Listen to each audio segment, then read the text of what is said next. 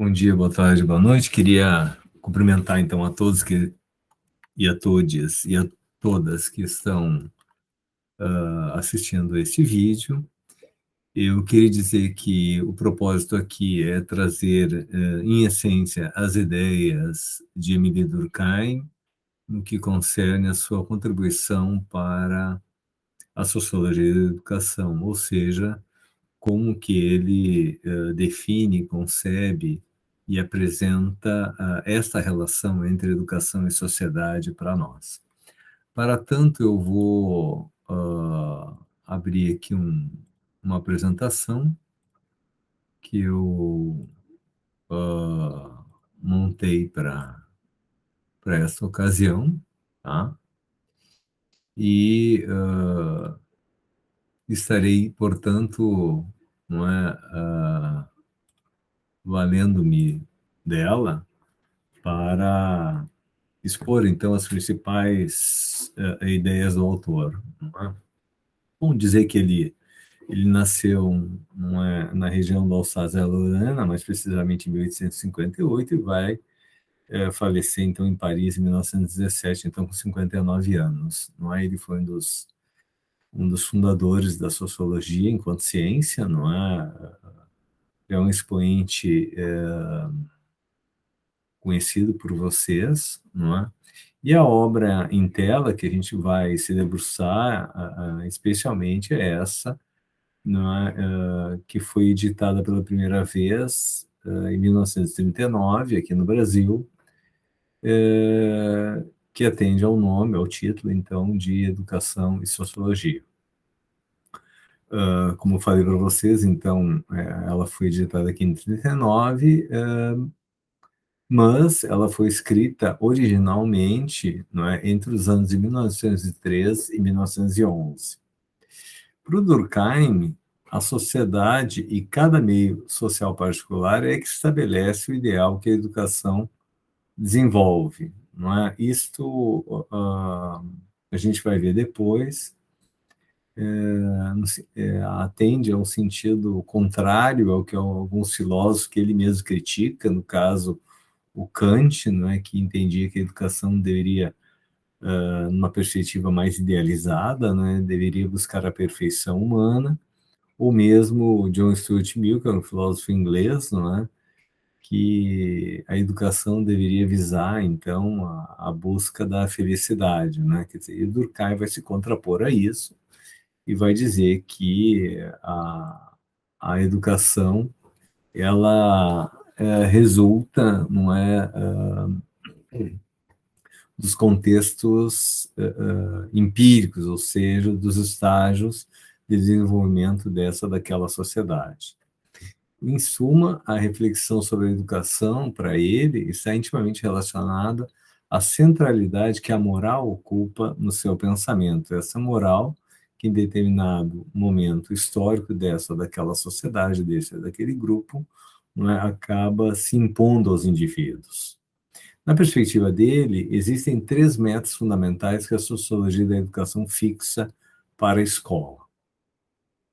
A primeira seria o espírito de disciplina, a segunda, o espírito de abnegação, ou melhor dizendo, de adesão ao grupo, e o terceiro seria o espírito de autonomia. O espírito de disciplina, né, está vinculado às sanções positivas e negativas, e ela é a responsável por delimitar e represar a ação espontânea nas crianças. A disciplina define-se, segundo ele, pelo controle social dos desejos e leva a criança ao autocontrole, abrindo-lhe o caminho para a verdadeira felicidade que está sintetizada na sociedade, né? A sociedade que permite e que possibilita, não é, essa sensação de felicidade, é ela que a define. Assim, o espírito de disciplina visa impor a autoridade da regra moral, destacando sua regularidade e a autoridade dos que a representam, os pais e os professores. Aliás, os professores, para o próprio Durkheim, vão ser aqueles responsáveis por difundir publicizar a voz da sociedade. Não é? Então, é sempre uma imposição ao indivíduo, não é? Ou seja, nos termos do próprio Durkheim, transformar o indivíduo amoral num sujeito moral. Tá? O espírito de abnegação, então, essa adesão é a adesão do indivíduo ao grupo. Né? É na vida em grupo que surgem qualidades morais que transcendem as qualidades dos homens isolados. A vida em grupo, a vida em sociedade, passa a ser objetivo da atividade moral. Portanto, a criança, desde cedo, precisa ser educada para a vida em grupo, reconhecendo a superioridade dos modos de pensar, sentir e viver do grupo em relação aos seus modos individuais de pensar, sentir e atuar. Né? Para Durkheim, a nação é o maior grupo que consegue reunir todo o sistema de regras morais. O espírito de autonomia, não é, ele é definido, não é, como essa possibilidade do indivíduo abrir mão da sua liberdade uh, e, na medida mesmo que ele se realiza como sujeito do grupo, aceitando voluntariamente suas normas morais, ou seja, em outras palavras, como diz o poema, né, quer dizer, estar-se preso por vontade. Né?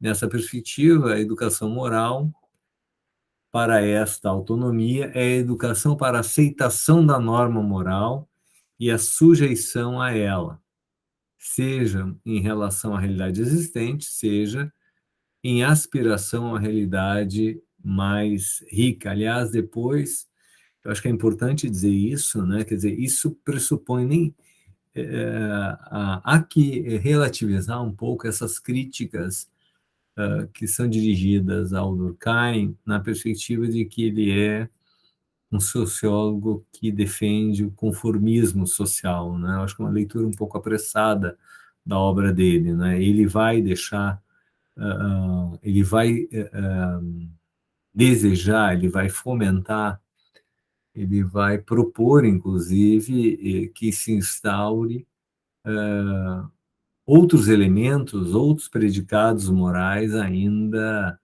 distantes do que a gente pode chamar de uma tradição moral.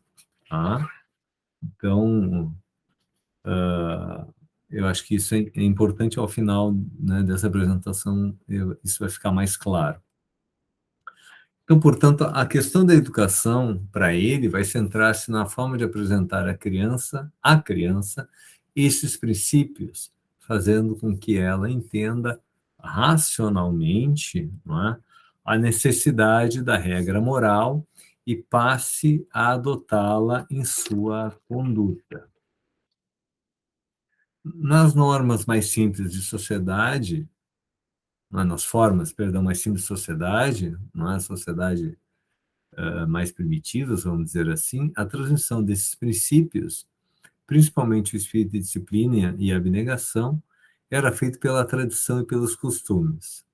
A submissão do indivíduo era mais ou menos total, não havendo lugar para a contestação. Né? A gente pode dizer, usar uma categoria do próprio Durkheim, não é? Em sociedades onde imperavam, não é, a solidariedade mecânica. Tá? Portanto, a disciplina moral era tradicionalmente dada, não precisando adquirir base racional. Né? Já nas sociedades complexas, não há mais a submissão total do indivíduo, pois que afloram os ideais de individualidade moral. Daí os códigos morais já não podem ser sustentados irrefletidamente. A conformidade não ocorre mais por resignação passiva, mas por uma adesão esclarecida. Cabe ao sistema educacional construí-la, ou seja, garantir o princípio de adesão livre e consciente. Tá? Nesses termos, a educação para Durkheim é a ação exercida pelas gerações adultas sobre aquelas que ainda não estão maduras para a vida social. Tem por objetivo suscitar e desenvolver na criança um certo número de estados físicos, intelectuais e morais que lhe exigem a sociedade política no seu conjunto e o meio especial ao qual está particularmente destinada. Essas são, então, palavras literais, né, do nosso autor. Né? Nessa direção, cabe à educação transformar gradualmente um ser egoísta, associal e amoral que nasce em um ser moral, social e solidário. Não é? Isso deve ser feito aproveitando-se os hábitos para ir moldando o comportamento da criança, sobretudo por meio do controle exercido pela autoridade adulta, ou seja, por meio da instrução direta e do exemplo prático do professor.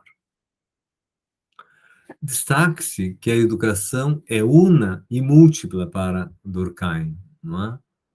Homogênea e diversa. De um lado, é responsável por fixar na alma da criança certos predicados, disposições e valores essenciais, grupo de ideias fixas, sentimentos fundamentais. De outro, habilidades requeridas pelas necessidades sociais, profissões, grupos e classes. Aqui uma nítida, não é, associação, não é, a interpretação que ele faz, não é, das sociedades complexas na perspectiva da categoria da solidariedade orgânica. Para ele, não adianta formular valores educacionais abstratos. Não é? Eles devem estar ligados a sociedades concretas e a posições concretas a que os indivíduos se destinam na divisão social do trabalho. Por isso, o moderno sistema educacional deve ser vocacional, mas deve subsistir um núcleo partilhado comum, composto de valores seculares e códigos de conduta que permitam a autonomia da ação exigida pela divisão diferenciada do trabalho. Aqui eu acho que é importante dizer, quer dizer, ele como outros autores, como Gramsci, o próprio Mannheim, defendem, não é, uma educação de base comum, não é, sobretudo nos primeiros anos escolares e depois passando então para uma progressiva diferenciação, muito atendendo, não é, a necessidade de especialização própria, né, dos vários campos de atuação, especialmente profissional, que a sociedade demanda e requer, né?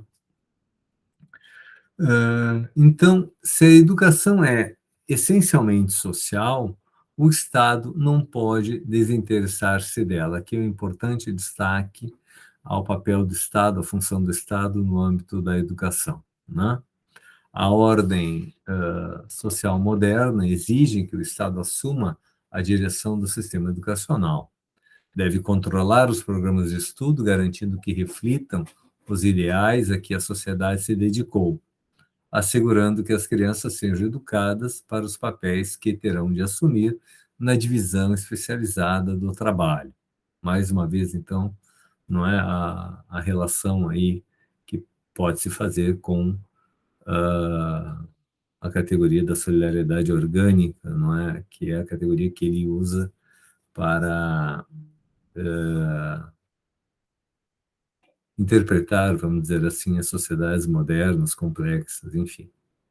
As escolas não administradas pelo Estado, né, as escolas, então, confessionais ou escolas privadas, são toleradas, né, mas cabe ao Estado, segundo ele, o poder de supervisionar o currículo das mesmas. Tá?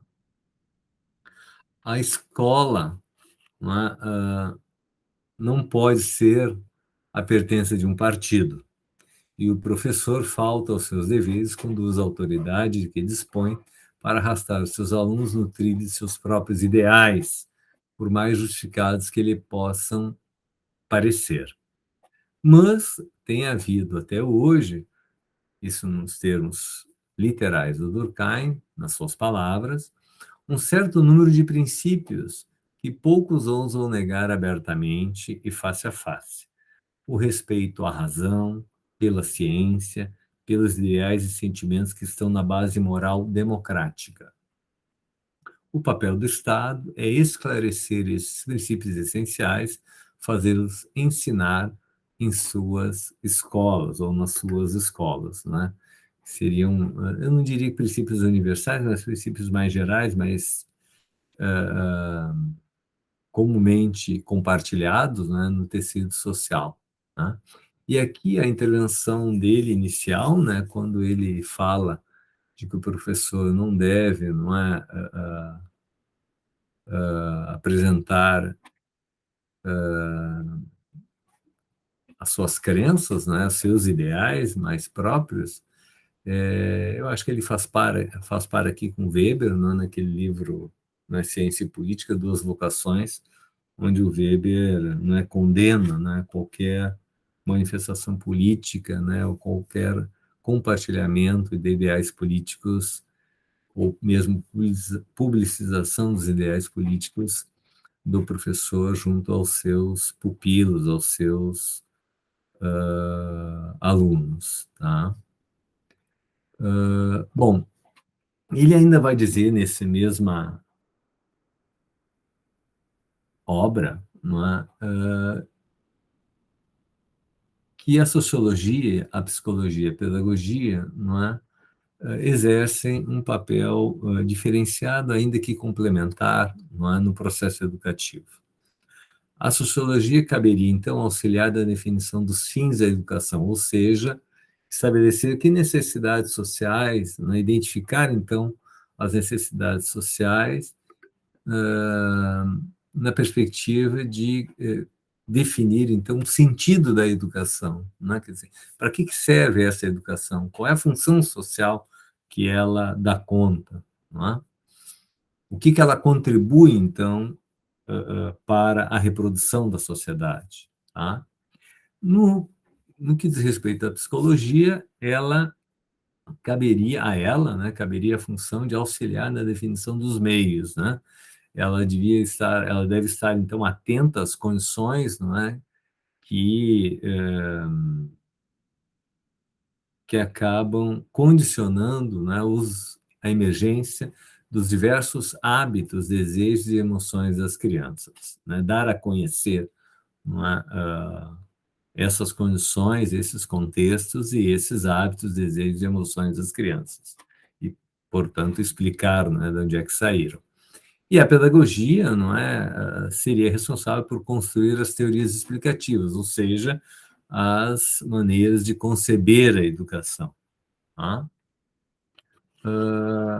Em resumo, para Durkheim, a educação é um fato social, não é um fato que se impõe coercitivamente ao indivíduo, que, para o seu próprio bem, sofrerá a ação educacional, integrando-se e solidarizando-se com o sistema social em que vive. O conteúdo da educação, portanto, ele diz respeito a normas e valores de uma certa sociedade, que adquirem generalidade e natureza própria, como coisas exteriores ao indivíduo, impostas de fora para dentro, internalizadas e reproduzidas, perpetuadas. A educação, então, é um processo através do qual o egoísmo pessoal é superado e transformado em altruísmo, que beneficia a sociedade.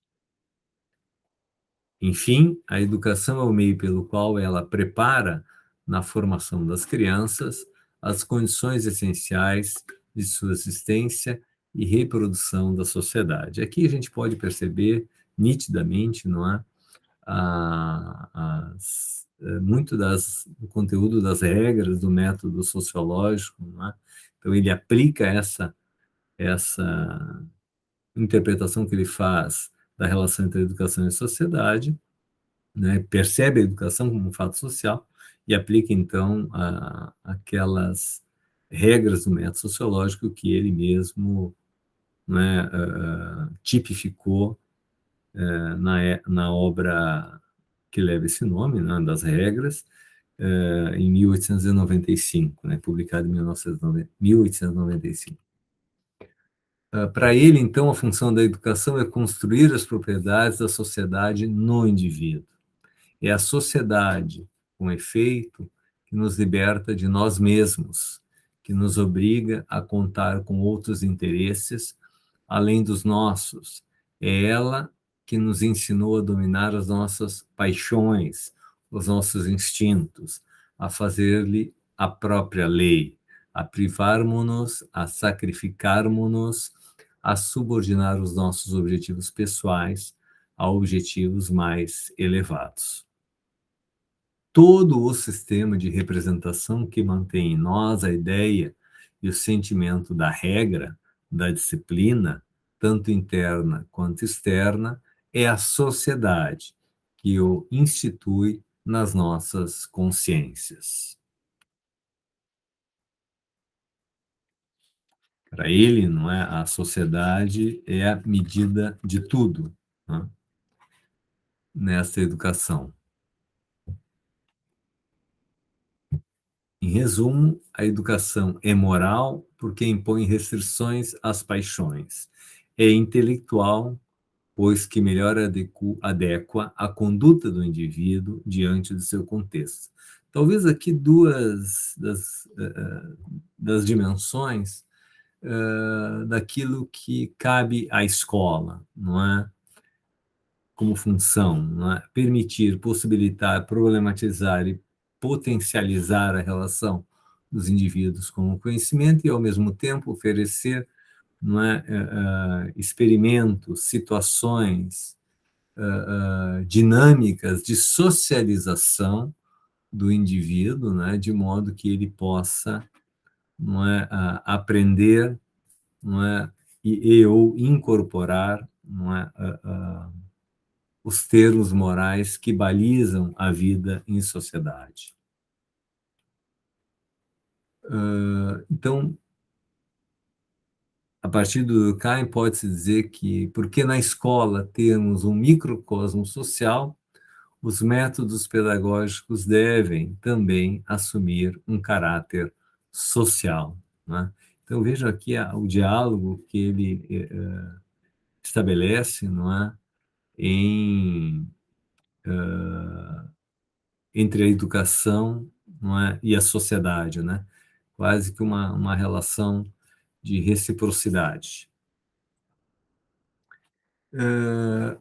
E para aqueles, então, que entendem que, aqueles críticos, né, que acham que o Durkheim, ele tão somente submetia o indivíduo, não é, aos preceitos morais, portanto, à sociedade, quer dizer, inclusive, independentemente da,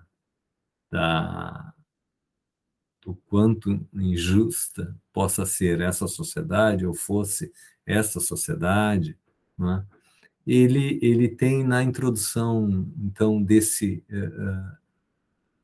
conjunto de aulas, não é, que ele fez na Sorbonne, isso ainda nos anos de 1902 e 1903, são 18 aulas, não é, que ele preparou e escreveu, enfim, foram publicadas depois postumamente. Mas tem uma passagem que me chamou a atenção, que eu queria dividir com vocês.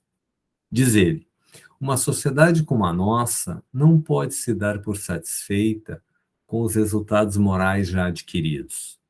É necessário conquistar novos resultados. É preciso, portanto, que o mestre prepare as crianças que lhes são confiadas para essas novas conquistas, que ele não se resigne a transmitir o evangelho moral de seus antepassados como se fosse um livro fechado e acabado há tempos, mas que suscite nelas o desejo de acrescentar novas linhas e que realmente anseie poder prepará-las para satisfazer esta ambição legítima. Então vejam bem aqui, quer dizer, além de toda a preocupação, né, em ter claro que essas normas, esses valores comuns compartilhados, não é, devem ser socializados, devem ser apresentados às crianças. Ele tem ele também apresenta essa perspectiva de que o indivíduo, não é, essa perspectiva mais de fomento a uma socialização mais subjetiva, não é, que pudesse resultar, não é, vamos dizer assim, na renovação moral da sociedade, né? Portanto, uma abertura para o futuro. A Bárbara Freitag, aqui já trazendo duas críticas muito breves, não é? É uma daquelas que diz que a educação moral do Durkheim é uma educação para a heteronomia, né, para o conformismo social, para o respeito à tradição, né? Considerando o papel autoritário dos adultos, de sujeição ao grupo e de submissão à sociedade. Confronta-se com os projetos de liberdade individual e desenvolvimento da razão, né? E o que a gente pode, não é, problematizar a partir daquela própria citação que eu expus ainda agora, né? Portanto, para Barbara Freitag, trata-se de uma educação destinada a rechaçar a maioridade do sujeito pensante, orientado por sua própria consciência moral e livre em seus julgamentos e ações, né? Eu acho que fica aqui, né, um espaço aberto aí para que a gente possa dialogar, então, com essas diferentes perspectivas. Já Jean-Claude Filou vai dizer que o Durkheim procura estabelecer uma educação moral que não recorra à religião, não é? Não, ele quer se distanciar dessa justificativa religiosa, não é? Muito ancorada, não é? Lá na tradição, então, ainda, vamos ser, mais teocrática, enfim, nem ideologias puras, não é? E que pode muito bem ser fundada na razão. Ele é o homem de seu tempo, não é? O, o Durkheim, e vai valorizar muito, né, o desenvolvimento da razão. Então, nessa perspectiva, ele lançou a ideia de que as mudanças do ensino passam por mudanças na formação pedagógica. Tá? Nas escolas é possível aprender que o indivíduo isolado não pode nada contra os males sociais e que, portanto, é necessário que esforços particulares se conjuguem, organizem-se para produzir algum efeito, né? Talvez a gente possa fazer até uma referência, não é, aqui, suscitando, não é, o desejo de organização coletiva, não é, para uma intervenção que, for, que vislumbre ser mais sustentável na sociedade, né, na perspectiva de mudança da sociedade ou mesmo da sua permanência, né? Não necessariamente as mudanças estão relacionadas às mudanças sociais com perspectivas aliançadas, por exemplo, uma ideia de fortalecimento da democracia ou mesmo da justiça social. Né? Por fim, colocar para vocês uma questão para a gente seguir refletindo, né, a partir das contribuições do Durkheim. Né? Diante das necessidades da sociedade contemporânea, como podemos pensar, a partir das ideias de Durkheim, a função social das escolas?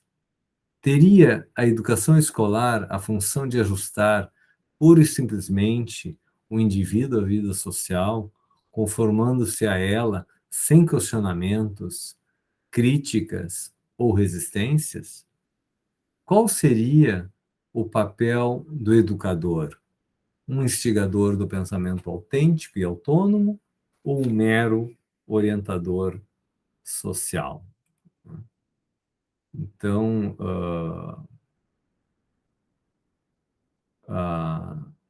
fico por aqui, não é, com essa questão, já compartilhando aqui com vocês, então, as referências, as obras, não é, que me balizei para esta apresentação ou esta aula, breve aula sobre as contribuições de Emílio Durkheim para a educação. Fico por aqui, espero que tenham gostado e até outra oportunidade.